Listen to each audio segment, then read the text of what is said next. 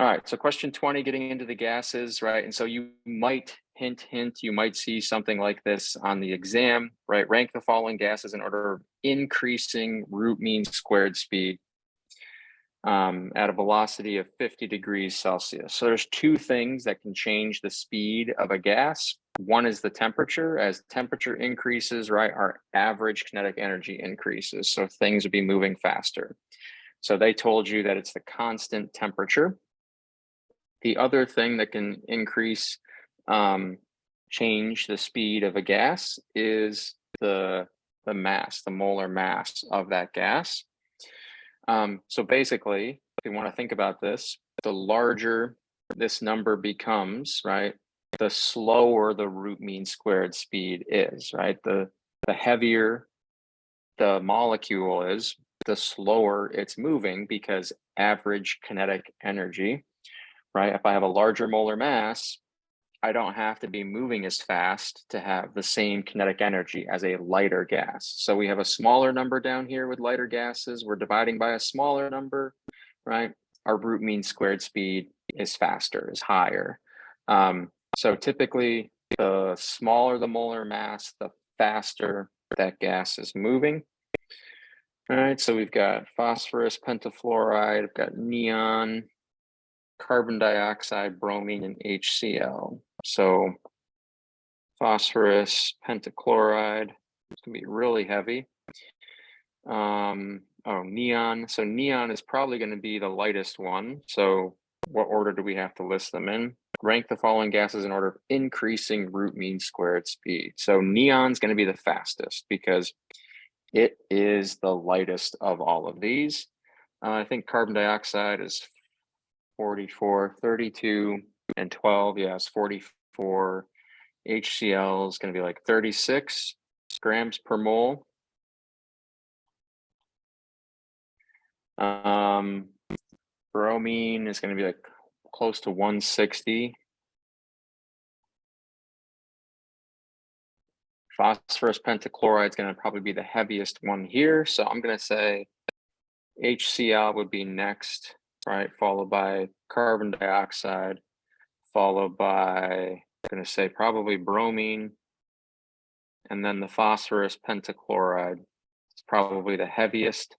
And so therefore would be the slowest, have the slowest root mean squared speed of those. Because again, it is actually the heaviest. All right, thank you for looking that up. I was guessing it's going to be close. What is phosphorus pentachloride? What's the molar mass of that? 120. Huh.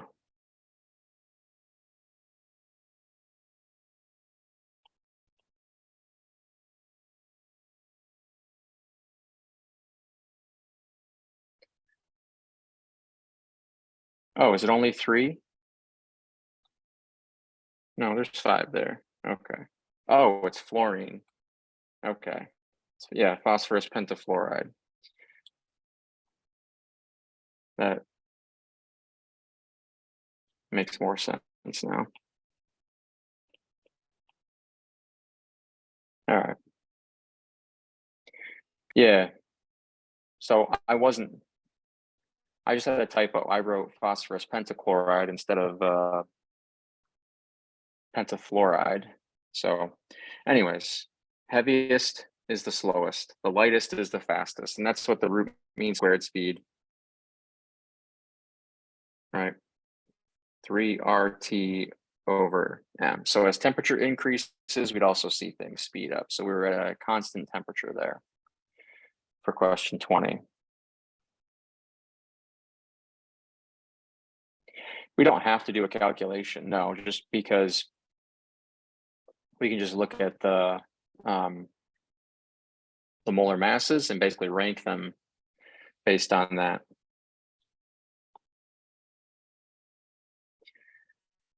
So we did a calculation, we did a question like this in class on Thursday. If you have class Monday, Wednesday, we're going to do a calculation like this tomorrow night in class, right? So sodium azide breaks down to sodium and nitrogen gas.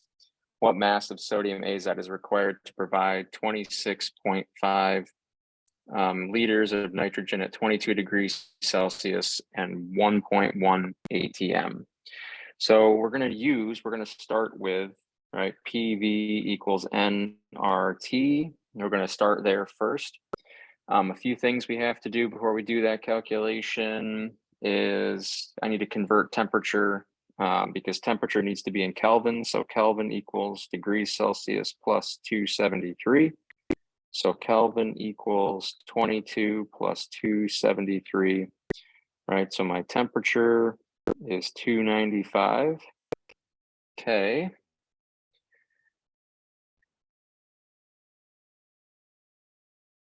Yep, we're headed that direction. Right, so I want to solve for basically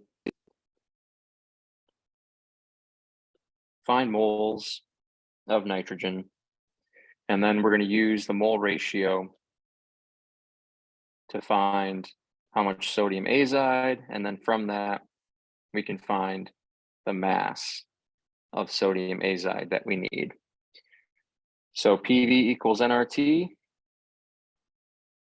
Now, the other thing we know, right, R is our universal gas constant, 0.0821 liters ATM mole Kelvin. We're looking for moles, so I'm going to divide both sides by RT. So I get my moles equals PV over RT. My moles equals my pressure is 1.1 ATM. My volume is 26.5 liters. R 0.0821 liters ATM mole Kelvin. And my temperature is 295 K. So multiply all of those together. All right, 1.1 times 26.5. Divide that by 0.0821 times 295. And I get about 1.2 moles of nitrogen gas. So that was step one. Step two, we want to go to the balanced chemical equation. And on the balanced chemical equation, we see for every 3 moles of nitrogen gas that I make, I need 2 moles of sodium azide. While I'm doing this calculation, could someone look up the molar mass of sodium azide? I think it's like 61 grams per mole. I'm not sure. So I've got 1.2 moles of nitrogen gas. I know for every 3 moles of nitrogen we make, I need 2 moles of sodium azide. All right, so we multiply, moles of nitrogen cancel out, multiply that by 2 over 3, and we've got about 0.802 moles of sodium azide. 65, okay, thank you. So now that I know moles of sodium azide, all right, I've got 0.08 moles of sodium azide. All right, we know for every 1 mole of sodium azide, we're gonna need 65.01 grams. Yeah, Jack giving us all 4 decimal places there. So multiply that by 65.01 and I get something like 52, yeah, 52.2 grams of sodium azide. So you will have a question like this on the exam because it kind of brings together chapter 3, chapter 4, stoichiometry, right? We take this was a little bit different than the question we did in class. We found moles of nitrogen gas first, and we use the balanced chemical equation to convert moles of nitrogen into moles of sodium azide, and then we could find the mass of sodium azide. We can't find the moles of sodium azide with this because that's a solid, right? So we can't start with PV equals nRT of sodium azide. We can for nitrogen because it's a gas. in this reaction. So any questions on 21? Would you know that that one is next? That just happens to be the next one we were going to do. Yeah, and this, we won't see anything like this on the real exam, so we didn't get a chance to talk about this at all in class, but right, we've got helium, neon, argon with a total pressure of 8.4 atmospheres. The mole fraction of argon, if the partial pressure is helium is 1.5 and neon is 2, respectively. So partial pressures, right? Our total pressure is the sum of the partial pressure of each gas. So our atmosphere is 1 atm, and that is the sum of our partial pressure of oxygen, of nitrogen, of carbon dioxide, right? Nitrogen is 78% of our atmosphere, so nitrogen would be about 0.78 atm, would be the partial pressure of nitrogen. Oxygen's about 20% of our atmosphere, so it would be about 0.2 atm. So if our total pressure is 8.4 atm, and that's our total, right? Our total pressure is the sum of our partial pressures. So all I'm going to do is I'm going to subtract the partial pressure of helium, and I'm going to subtract the partial pressure of neon.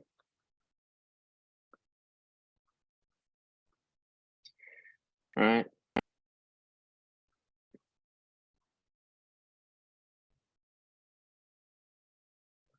And that's going to take me down to 4.9 atm. And so that would be the remaining pressure, the partial pressure of argon for question 22. Correct. No bond dissociation. There weren't any questions on that.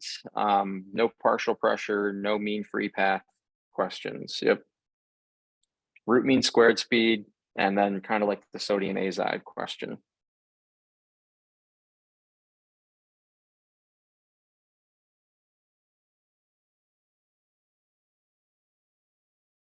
Yeah, I don't see it in the answers either. Blah, blah, blah, blah. Oh, the mole fraction. Oh, that's why. Okay.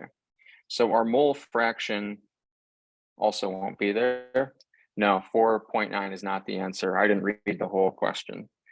So the mole fraction depends on, your mole fraction is basically what is your partial pressure out of the total pressure. So our partial pressure of argon is 4.9 atm out of a total pressure of 8.4 atm. So our mole fraction of argon is going to be 4.9 divided by 8.4. Our mole fraction is 0.583. And hopefully that's there. Yeah, so it should be choice D for question 22.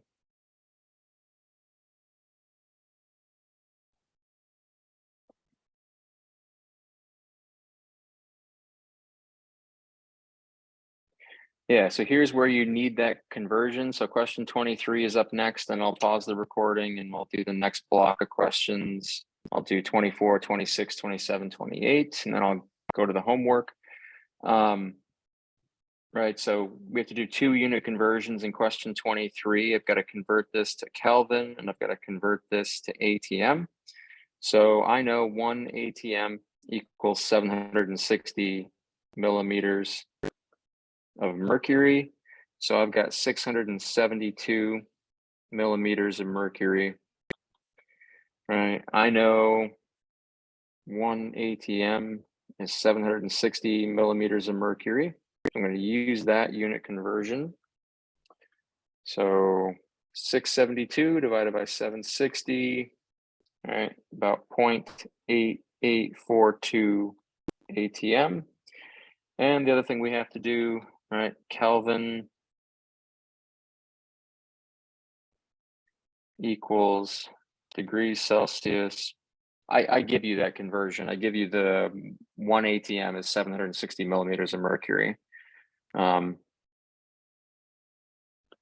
So Kelvin equals 68 plus 273.